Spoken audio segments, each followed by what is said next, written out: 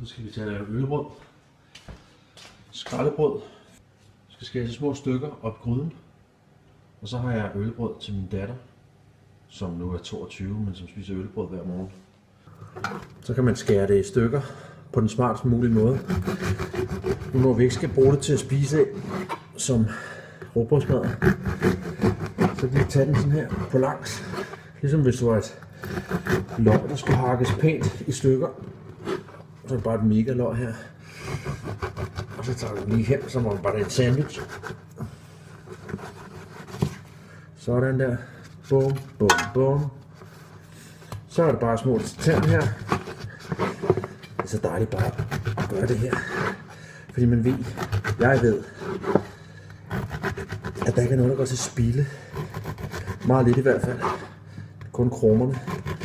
Som katten hernede, som I kan se. Jeg tror noget til den. Men ved I hvad? Jeg tror faktisk, jeg er faktisk bange for, at alt det rugbrød, jeg har, det kan ikke være i den her. Prøv lige at se, vi har ny gryde. Der kan simpelthen ikke være.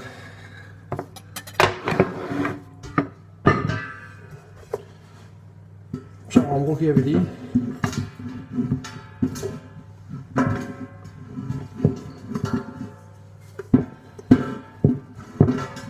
Så kan det være, der kan være de næste 2 brød ned i. Når der kommer vand på, så bliver det også lidt nemmere, fordi så skal det lidt sammen. Jep, så er vi klar til at få noget vand til al ølbrøden. Den er helt fyldt op her.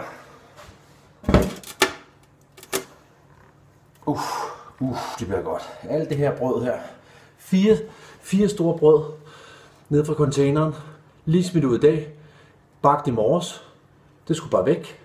Nu er det landet ned i min dejlige gryde her. Vand ned i, til det lige dækker. Lad mig sige det sådan. 4 rugbrød, det kan ligge ned i den her. Så kan det stå og søge ind til i morgen. Lige før I kan høre det måske. Tabt.